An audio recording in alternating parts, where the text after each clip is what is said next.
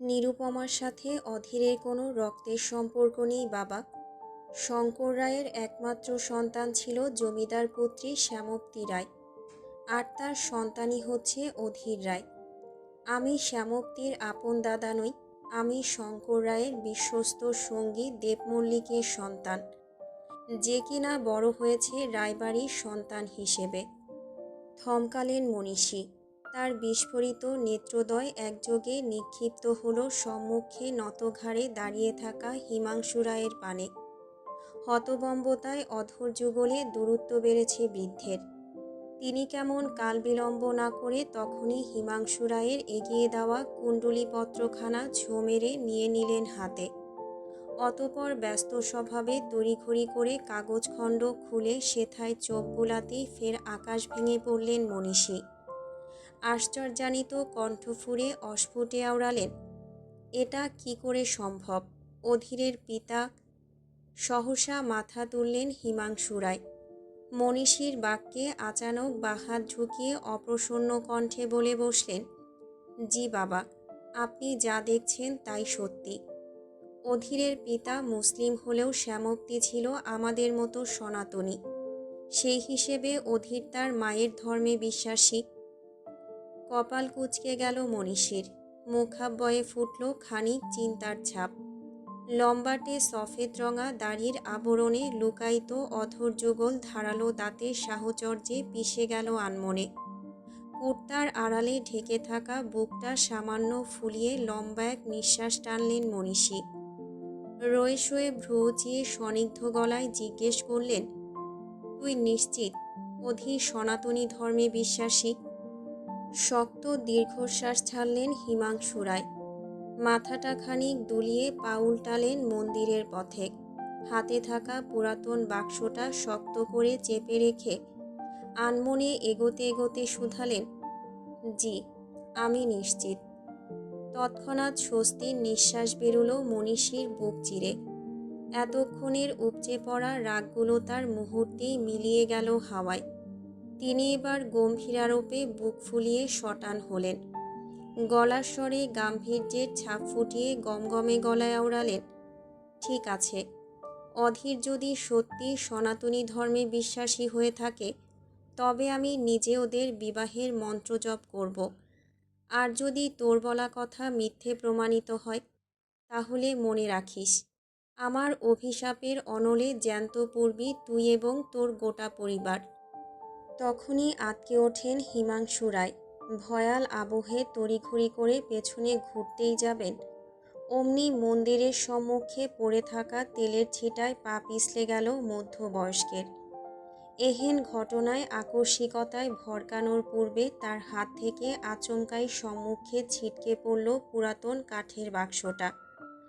অমঙ্গলের প্রথম দর্শন হিসেবে সেই বাক্স উড়ে গিয়ে পড়ল নিরুপমার এতগুলো বছরের অপেক্ষার সাক্ষী হিসেবে জ্বালানো প্রদীপের উপর, যা দীর্ঘ ৮ বছর ধরে অক্লান্ত ভঙ্গিমায় আলো ছড়িয়ে যাচ্ছে অধীর রায়ের প্রতীক্ষায়। মাত্র কয়েক সেকেন্ডে ঘটে গেল সম্পূর্ণ অমঙ্গলে কাণ্ড কারখানা।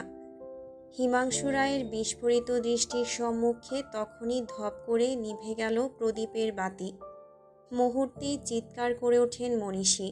তার বিকট চিৎকারে কেঁপে ওঠে রায় জমিদার বাড়ির বিশাল মন্দিরের প্রতিটা দেয়াল। এক ঘোর অমঙ্গলের শঙ্কায় মানুষটা কেমন চেঁচিয়ে ওঠা কণ্ঠে বলে ওঠেন, অনর্থক, এ যে ঘোর অনর্থক। রায়বাড়ির পেছনে বেশ পুরনো জঙ্গল। বড় বড় বটগাছের ছায়ায় জঙ্গলের স্যাঁতসেঁতে জমিনের গায়ে সূর্যের কিরণ যেন পড়ছেই না। জঙ্গল পেরিয়ে খানিকটা দূরে পদ্মবিল। জমিদার বাড়ির ৩ তলার কয়েকটা ঘর থেকে এই বিলের দৃশ্য বড্ড স্পষ্ট দেখা যায়। পদ্মবিলের দুই পাশে ইট পাথরের সিঁড়ি। একদম উঁচু সিঁড়িতে বসে আছে নীরু। কাঞ্চা সোনার ন্যায় মসৃণ পা দুটো রাঙাচ্ছে আলতার লেপনে। তার পরনে একখানা সাদার ভেতর লাল পাড় মিশেলের শাড়ি। হাঁটু সমান দীঘল কালো কেশগুচ্ছ উন্মুক্ত। হাওয়ার দোলে দুলছে তারা। মেয়েটা কেমন মনের সুখে গুনগুনিয়ে যাচ্ছে। এক পায়ে আলতা রাঙানো শেষে অন্য পায়ে আঙুল ছোঁয়াতে গেলেই হঠাৎ বুক মুচড়ে ওঠে সপ্তদশীর। অজানা কারণে কেঁপে ওঠে সর্বাঙ্গ। এহেন উদ্ভট অনুভূতিতে থমকায় নীরু। চটজলদি দুই হাত উঁচিয়ে আলগোছে চেপে ধরে নিজের বুকের বাঁ পাশ। জায়গাটা কেমন ধরাস ধরাস শব্দ তুলছে। সর্বাঙ্গে বাড়ছে অস্থিরতা। নীরু জানে না এর কারণ, জানে না এই হুটহাট অনুভূতি কিসের লক্ষণ। মেয়েটা কেমন হাঁসফাঁস করছে, মুখ হাঁ করে নিঃশ্বাস ফেলছে অনবরত। আশ্চর্য, হঠাৎ নিঃশ্বাস নিতে কষ্ট হচ্ছে কেন তার? হৃদয়টা অমন মোচড়াচ্ছে কেন, যেন মনে হচ্ছে কেউ বুঝি জোরপূর্বক তার হৃদয়টা খুবলে বের করে আনছে। এহেন চিন্তায় ডুব দিয়েছে নীরুর অবচেতন মন। ঠিক তখনই মাথার উপর খোলা আকাশটা কেমন গর্জে উঠল অবলীলায়। সে কি হিংস্র গর্জন তার, যে গর্জনে কেঁপে উঠল রায়জমিদার পুত্রী। সে তৎক্ষণাৎ অস্থির বদনে ঘাড় উঁচিয়ে তাকালো আকাশপটে। ঘন কালো মেঘেদের দলবল উকি দিয়েছে ইতিমধ্যে, দিচ্ছে বিদ্যুৎ ঝলকানি। নীরুর অবচেতন মন এই পর্যায়ে বিচলিত হলো। প্রিয় মানুষটার তিতিক্ষার অনলে জ্বলে আনমনেই বিড়বিড় করে শুধালো, আমার এমন লাগছে কেন? কেন মনে হচ্ছে আপনি আপনি দূরে যাচ্ছেন অধীরদা? কেন মনে হচ্ছে আমি আমি আমার আপনিটাকে হারাতে যাচ্ছি? আমার থামল নীরু। অস্থিরতায় হাঁসফাঁস করতে করতে তখনই ভর দিল দুই পায়ে। ব্যস্ত ভঙ্গিতে কদম বাড়ালো বাড়ির পথে। সপ্তদশীর লম্বা চুলগুলো হাওয়ার সঙ্গে তাল মেলাচ্ছে এবার। বাঁধনহারা হয়েছে তার আদুরে শাড়ির আঁচল। সপ্তদশীর ছুটন্ত পদযুগল এলোমেলো, শাড়ির আঁচল ছুঁয়ে দিচ্ছে জমিনের গা। এ যেন রায়জমিদার পুত্রীর সর্বস্ব হারানোর পূর্বাভাস। কাদায় মাখো মাখো সপ্তদশী, নিরুপমার আলতারাঙা দুই পা। জমিদার বাড়ির অন্দরমহলের তকতকে মেঝেতে ধূপধাপ পা ফেলে ছুটছে সে। এহেন ছোটাছুটির শব্দ পেয়ে তখনই রসোই ঘর থেকে খানিক উকি দিয়ে বসলেন সুদীপাড়ায়। পরক্ষণে মেয়েকে অমন উদ্ভ্রান্তের ন্যায় ছুটতে দেখে ভরকালেন তিনি। সহসা কণ্ঠ উঁচিয়ে বলে উঠলেন, নীরু, কি হয়েছে তোর? থামল না নীরু, থামল না তার ছুটন্ত পদযুগল। মেয়েটা কেমন অস্থির হয়ে মন্দিরের পথ ধরেছে দেখো। এদিকে তার অমন উন্মত্ততা দেখে বিচলিত হলেন সুদীপা। তখনই হাতের কাজকর্ম একপাশে তুলে রেখে নিজেও ছুট লাগালেন মেয়ের পিছু পিছু। হন্তদন্ত হয়ে মন্দিরের সম্মুখ দুয়ারে এসে পদযুগল থামালো নীরু। সম্মুখে বাবা এবং মনীষীকে বিচলিত কায়দায় দাঁড়িয়ে থাকতে দেখে খানিক স্বনিগ্ধ হলো সপ্তদশী। কাঁপা কাঁপা বদনে পা ঠেলে এগোলো দুই কদম। অস্থির চোখ দুটো তার প্রতিমার সম্মুখে নিবদ্ধ। ঘোলাটে দৃষ্টিযুগল খানিকটা সরু করতেই আচমকা তার পথ আগলে দাঁড়ালেন হিমাংশু রায়। এক অদ্ভুত উচাটনে ঠোঁটের কোণে মিথ্যে আবেগী হাসি টেনে মেয়েকে শুধালেন, এভাবে কোত্থেকে ছুটে এলি মা? পায়ে এত কাদা লাগলো কি করে? মৌন নিরুপমা। এক হাতে আলতো করে ঠেলে সরিয়ে দিল বাবার বিশাল দেহ। পরক্ষণে তীক্ষ্ণ দৃষ্টি নিক্ষেপ করল প্রতিমার পদযুগলের সম্মুখে। আর অমনি দৃষ্টে তার ধরা পড়ল সদ্য নিভে যাওয়া প্রদীপখানা। মুহূর্তে সর্বাঙ্গ সমেত কেঁপে ওঠে সপ্তদশী। টলটলে পদযুগলে পাতলা দেহখানি খুব একটা ভর দিয়ে দাঁড়িয়ে থাকতে না পেরে তখনই হাঁটু ভেঙে ধপ করে বসে পড়ল মেঝেতে। এহেন কাণ্ডে আঁতকে ওঠেন হিমাংশু রায়।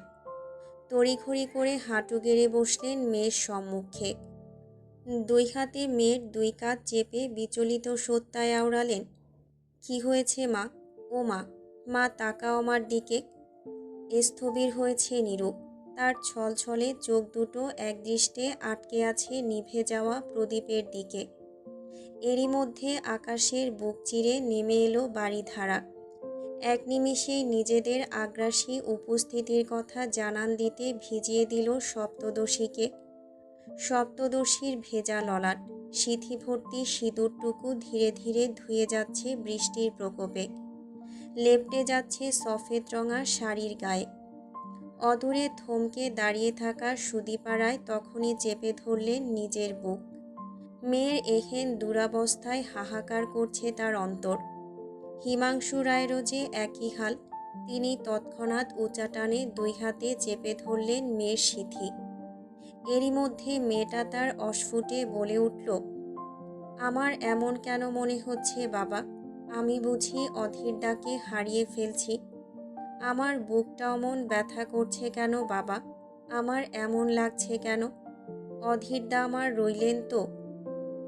শীতল পানির স্বচ্ছ আবরণে ডুবে আছে দুটো উষ্ণ দেহ। একখানা বলিষ্ঠ দেহ সটান দাঁড়িয়ে রইল, অন্য ক্ষুদ্রাকায় দেহটি ঝুলে আছে মানবের দুই হাতের বাঁধনে। রাতের শেষ প্রহর, অন্ধকারের ঘনঘটার রেশ ক্রমশ কমছে। বলিষ্ঠ পুরুষ একদৃষ্টে তাকিয়ে আছে তারই বুকের মধ্যিখানে পেঁজা তুলোর ন্যায় লুটিয়ে থাকা সপ্তদশীর পানে।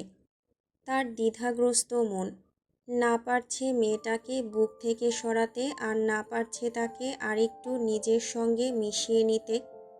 সপ্তদশীর পেল্লব মুখখানা ক্রমশই ফ্যাকাশে হচ্ছে। তার তুলতুলে অধর যুগলের অবস্থা বড্ড বেগতিক। রুডমানবের রুক্ষ দাঁতের রুষ্ট স্পর্শে কেটে কুটে একাকার অবস্থা হয়েছে বেচারির ওষ্ঠপুটের। জায়গায় জায়গায় দেখা দিয়েছে কালশিটে দাগ। কোথাও আবার ক্ষত হয়েছে বেশ। লিপ ফিলারের ন্যায় এক একটা অধর ফুলে হয়েছে দ্বিগুণ। কি যে বিশ্রী দেখাচ্ছে! অথচ যুবক কেমন একদৃষ্টে তাকিয়ে আছে সেদিকে। তার দৃষ্টিযুগলে এক অবাধ টান পরিলক্ষিত। তবুও কোথাও যেন বাদ মেনেছে তারা, নিজেদের প্রকাশ করতে জানিয়েছে অনীহা। যুবক স্থির হল, গম্ভীর মুখে দুই হাতে আলতো করে পাজা কোলে তুলে নিল অচেতন সপ্তদশীকে। অতঃপর নির্বিঘ্নে পুল থেকে উঠে এসে পা বাড়ালো নিজের রেস্টরুমের দিকে। শূন্য কক্ষ, যার দুয়ারের গায়ে গোটা গোটা হরফে লেখা আছে ব্ল্যাক চেম্বার। কক্ষটি মাঝে মধ্যে ব্যবহৃত হয় মনস্টারের সেবায়। তবে আজ সেই কক্ষে প্রবেশ ঘটল অচেতন মাহির। মুগ্ধ কেমন নির্বিকারে মেয়েটাকে আলগোছে এনে রাখল মখমলি গোলাকার বিছানার কোলে। মুহূর্তেই সপ্তদশী সিক্ত বদনখানি দেবে গেল নরম তুলতুলে তোষকের মধ্যিখানে।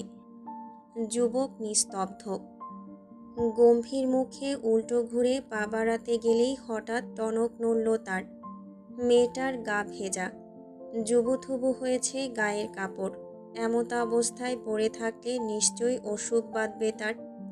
যুবক আনমনে কথাগুলো ভাবল কিয়ৎক্ষণ, তবে পরক্ষণেই নিজের চিরায়ত স্বভাবের বশীভূত হয়ে বিরক্ত মুখে বিড়বিড়িয়ে আওড়াল, অসুখ হলে হোক, হু কেয়ার্স?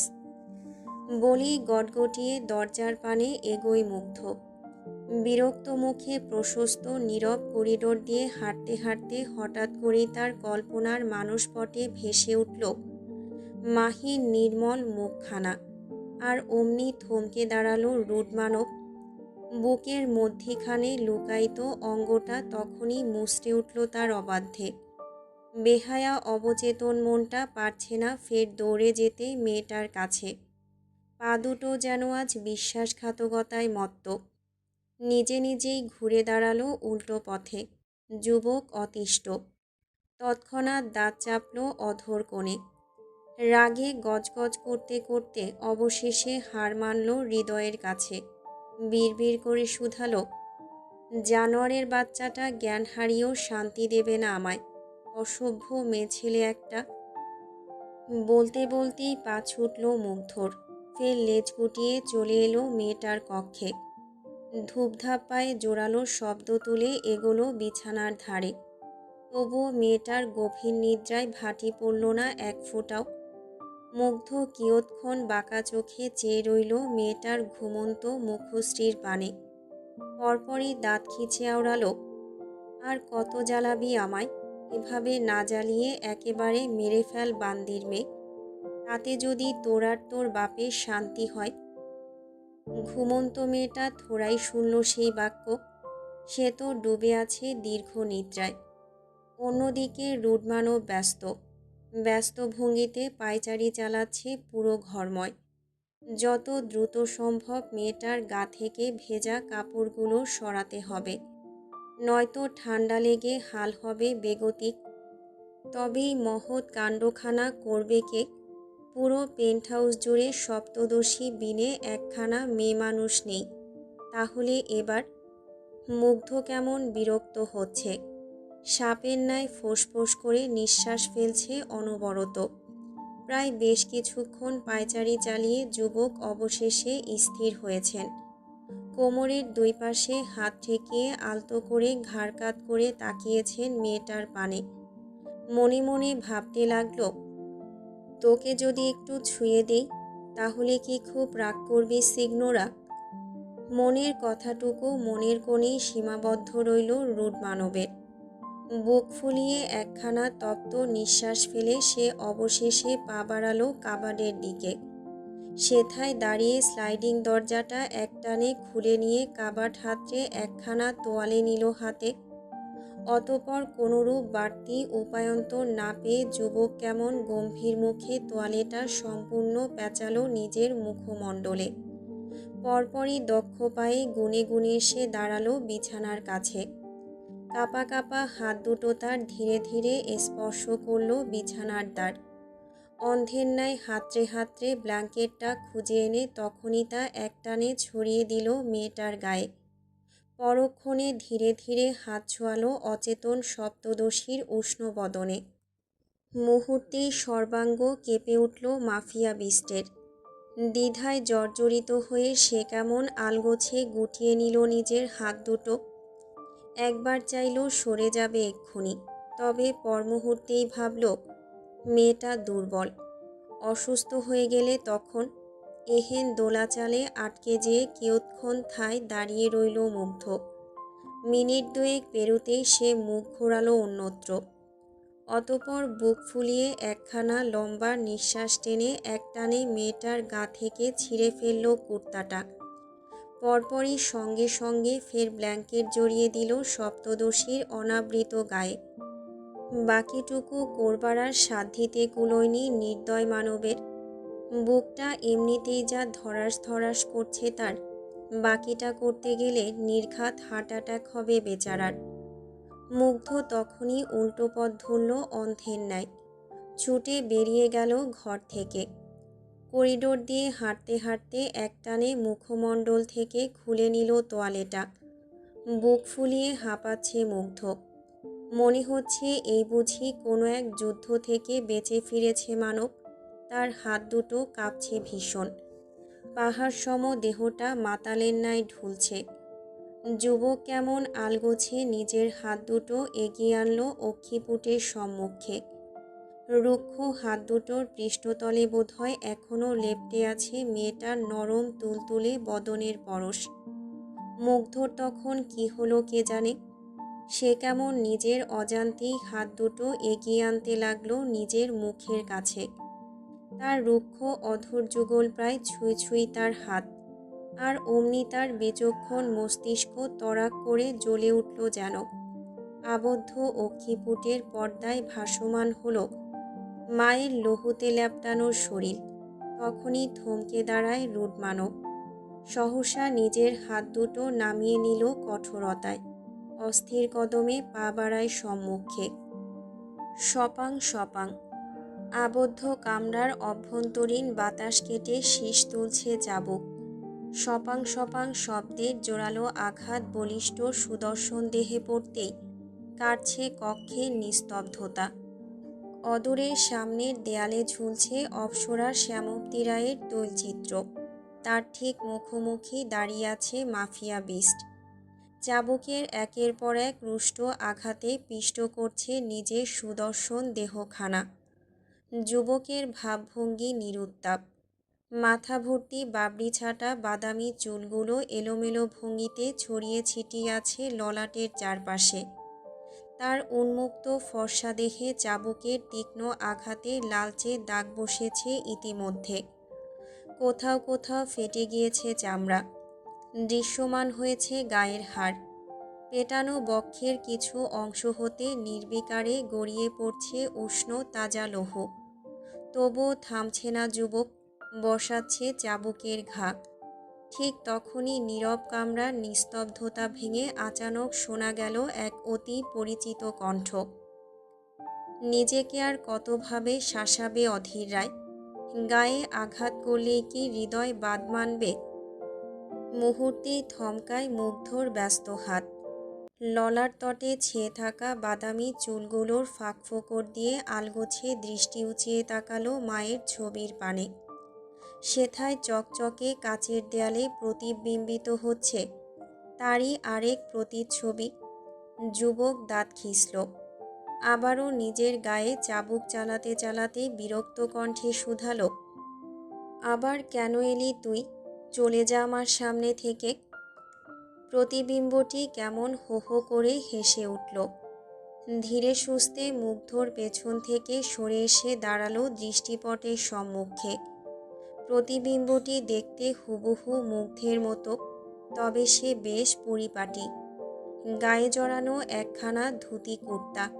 সে কেমন দুই হাত ভাঁজ করল বুকের কাছে, কণ্ঠে সন্দিষ্ট ভাব ঢেলে আওড়ালো, তুই আর আমি তো একই অধীর।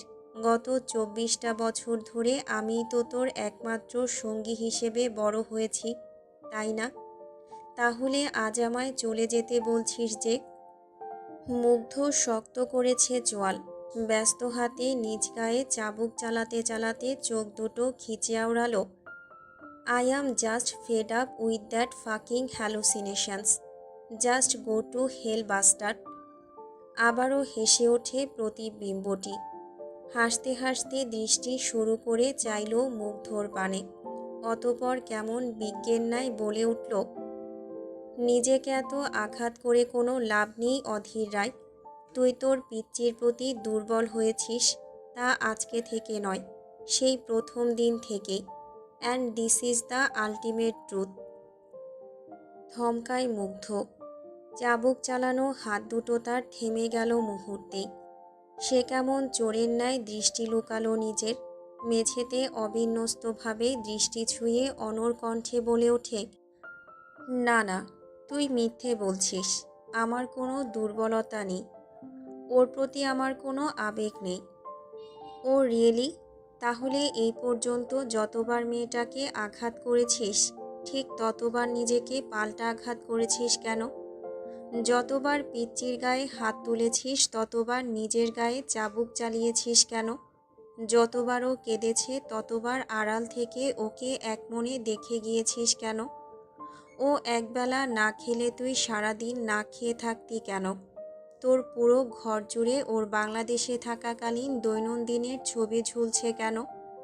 আজ ওর অনুমতি ছাড়া ওকে ছুঁয়েছিস বলে নিজের গায়ে ওভাবে পাগলের মতো আঘাত করছিস কেন? কেন কেন কেন? উত্তর দে অধীর রায়। ও তো তোর কেউ না। তোর ভাষ্যমতে ও শুধুমাত্র তোর নেশা। নেশার জন্য কেউ এমন করে? দুর্বলতা না থাকলেই কেউ এমন করে? সহসা ঘাট তুলল মুগ্ধ। অস্থির নেত্রে তাকালো মায়ের ছবির পানে। শুষ্ক কঠিন ঢোক গিলে তখনই কদম বাড়িয়ে এগিয়ে এলো মায়ের তৈলচিত্রের মুখোমুখি। উন্মাদের ন্যায় মায়ের পদযুগল স্পর্শ করে ভয়ার্ত কণ্ঠে আওড়ালো, না না আম্মা, আপনি ওর কথা বিশ্বাস করবেন না। আমি এমন করিনি। আমি সত্যি প্রতিশোধ নিচ্ছি। আমি ওই বান্দির মেয়েকে ঘৃণা। হ্যাঁ, ওকে ঘৃণা। আশ্চর্য, আজ যে ঘৃণা শব্দটুকু জিভ ঘষে বেরোচ্ছে না যুবকের। তা দেখে ফের হেসে ওঠে প্রতিবিম্বটি। শ্লেষাত্মক ভঙ্গিতে বলে ওঠে, যার জন্য ঘৃণা শব্দটুকু উচ্চারিত হচ্ছে না, তার প্রতি মাফিয়া বিস্ট কতটা অবসেসড তা কি আর আলাদা করে বলে বোঝাতে হবে? তৎক্ষণাৎ শক্ত চোখে ঘাড় বাঁকিয়ে তাকায় মুগ্ধ। বেপরোয়া ন্যায় হুঙ্কার ছুঁড়ে প্রতিবিম্বের পানে এগিয়ে আসতে হাওয়ায় মিলিয়ে গেল প্রতিবিম্বটি। পরক্ষণে তা ফের দেখা গেল পেছনে। সে এবার বলে ওঠে, তুই মানিস বা না মানিস Adhir Ray, but it's true that you are deeply obsessed with her. এহেন কথায় সহসা দুই হাতে নিজের মাথাটা চেপে ধরে মুগ্ধ। রাগে থরথর করে কাঁপতে কাঁপতে হিসহিসিয়ে গর্জন তুলে আওড়ালো, না না, আমি ওর প্রতি আসক্ত না। ওর বাপ একটা খুনি, একটা রেপিস্ট। ওই জানোয়ারের বাচ্চা আমার মাকে কেড়ে নিয়েছে আমার কাছ থেকে। আমি নির্দোষ হওয়া সত্ত্বেও আমাকে ভোগ করিয়েছে নারকীয় শাস্তি। আমি আমি ওকে মেরে ফেলব, ওর পুরো বংশকে ধ্বংস করে ফেলব। আজ থেকে ২৪ বছর আগে তায়েফ এহসান যেই ভুলটা করেছিল, আজ সেই একই ভুল তুইও করছিস না তো? দোষ করলে তায়েফ এহসান করেছে, ওর মেয়ে না? তাহলে ওর প্রতি তোর এত বিতৃষ্ণার আদৌ কোনো মূল্য আছে? থামল মুগ্ধ। কথাটা বুঝি হুট করেই অন্তরে গিয়ে লাগলো তার। সত্যি কি সে ভুল করছে? সত্যি? ওদিকে প্রতিবিম্বটি এবার পা বাড়ালো। মুগ্ধর পাশ ঘেঁষে এসে দাঁড়িয়ে আচমকাই বলে উঠল, এখনো সময় আছে। নিজের অনুভূতিকে বুঝে নে অধীর রায়। বুঝে নে তুই ওর প্রতি কতটা আসক্ত, কতটা দুর্বল। পরে না আবার সময় চলে যায়। সহসাই দুই ধারে মাথা নাড়ায় মুগ্ধ। শুকনো ফাঁকা ঢোক গিলে ফের তাকালো মায়ের ছবির পানে। নিজেকে শুধরে বলল, আম্মা, আম্মা, আমি এমন কিছু করিনি আম্মা। আপনাকে দেওয়া কষ্ট ভুলে আমি আমার শত্রুর মেয়ের প্রতি দুর্বল হইনি আম্মা। আপনি বিশ্বাস করেন আম্মা? আমি আসলে... ঠিক আছে, তুই ওর প্রতি দুর্বল না, তাই তো? তাহলে ওঠা বন্দুক, যা এক্ষুনি গুলি করে আয় ওকে। আর যদি ওকে আজ না মারতে পারিস, তাহলে তুই মানতে বাধ্য হবি তুই তোর শত্রুর মেয়ের প্রতি কঠিনভাবে দুর্বল। কথাটা বোধহয় বড্ড গায়ে লাগলো মাফিয়া বিস্টের। সে কেমন হন্তদন্ত পায়ে তখনই এগিয়ে এসে টেবিলের উপর থেকে একখানা কড়া হুইস্কির বোতল তুলে নিল হাতে। অতপর এক নাগাড়ে কয়েক ঢোকে সম্পূর্ণ তরলটুকু গিলে খেয়েও বিন্দুমাত্র নেশা ধরল না রুডমানবের। সে ফের আরেকখানা বোতল তুলল হাতে। পরপর দুটো বোতলের কড়া অ্যালকোহল গেলা শেষও যখন নেশা ধরেনি তার, ঠিক তখনই পেছন থেকে প্রতিবিম্বটি কেমন তাচ্ছিল্যের সুরে বলে ওঠে, ধরবে না, ধরবে না, কোনো কিছুতেই আজ নেশা ধরবে না। তোর নেশা আজ স্থানান্তরিত হয়েছে। গিয়ে মেয়েটাকে দেখ, দেখবি নেশা বলে কাকে। মুগ্ধ তাই করল। সহসা টেবিলের উপর পড়ে থাকা রিভলভারটা হাতে তুলে গটগটিয়ে পা বাড়ালো কক্ষের বাইরে। ভোর হতে চলল প্রায়। রুডমানবের গটগট পাদুকা তখনই এসে প্রবেশ করল মেয়েটার কক্ষে। সে কি রাগ তার! হিসহিসিয়ে যাচ্ছে ফনা তোলা সাপের ন্যায়। এক হাতে বন্দুকের চাবি উঠিয়ে বিছানার ধার ঘেঁষে এসে দাঁড়ালো সে। পরক্ষণে অন্যত্র নজর বসিয়ে রিভলভার উঁচিয়ে তাক করল মেয়েটার দিকে। তার তর্জনী ইতিমধ্যেই প্রবেশ করেছে রিভলভারের চাবিতে। তর্জনী যেই না বাঁকা হবে অমনি রুডমানব ঘুরে তাকালো ঘুমন্ত মেয়েটার মুখ পানে। আর তখনই থমকালো সে। আবারও আগের ন্যায় হারালো নিজেকে। নড়বড়ে হলো তার শক্ত হাত। হৃদয়ে ঝড় উঠেছে প্রবল। ঘুমন্ত মাহির নির্মল মুখের জ্যোতিতে চোখ ধাঁধিয়ে যাচ্ছে মুগ্ধর। সে স্পষ্ট টের পেল তার বন্দুক ধরে রাখা হাতটা বড্ড ভারী ঠেকছে এই মুহূর্তে। একটা সময় বন্দুক হাত থেকে খসানোর পূর্বে হাঁটু ভেঙে এলো রুডমানবের। প্রতিশোধ। দুর্বলতার দোলাচলে অবশেষে নিজের অজান্তেই হার মানল মুগ্ধ। ধপ করে হাঁটু গেড়ে বসে পড়ল মেঝেতে। আজ বড্ড দুর্বল হচ্ছে নির্দয় মানব। হৃদয়টা ভেঙে চৌচির হয়ে যাচ্ছে তার। বুকের ওঠানামার গতি বেড়েছে প্রবল। যুবক তখনই পিঠ ঠেকিয়ে বসল বিছানার সঙ্গে। দুই হাত বিছানায় তুলে মাথাটা সামান্য উঁচিয়ে দৃষ্টি তাক করল সিলিংয়ের পানে। অতপর বড্ড ভঙ্গুর কণ্ঠে আওড়ালো, কি করলি আমায় বান্দির মেয়ে? কেন করলি এটা? এবার আমি কোন মুখে দাঁড়াবো আমার মায়ের সামনে? কোন মুখে তাকে বলবো আমি আমার শত্রুর মেয়ের? থামল মুগ্ধ। পাশে পড়ে থাকা রিভলভারটার পানে তাকিয়ে রইল একদৃষ্টে। পরক্ষণেই যুবক বোধহয় হারালো নিজের বোধবুদ্ধি। তখনই রিভলভারটা তুলে আনলো। 2 পা মেঝেতে ছড়িয়ে চোখ দুটো বুজে রেখে অত্যন্ত করুণ সুরে গাইতে লাগলো, আমার আকাশে আজ বাড়ির শরণ, কালো মেঘে ঢাকা এই মন। ফিরে তো পাবো না তোমাকে কভু আর, হবে না তো তুমি আমার। খুলে মনোদ্বার ভাঙা মন আমার, খুঁজে তোমাকেই বারে বার। গাইতে গাইতে যুবক আচানক বন্দুক ঠেকালো নিজের মাথার বাপাশে। চোখ দুটো বুজে রেখে আনমনে বলল, তোকে মারার চেয়ে মরা সহজ পিচ্চি।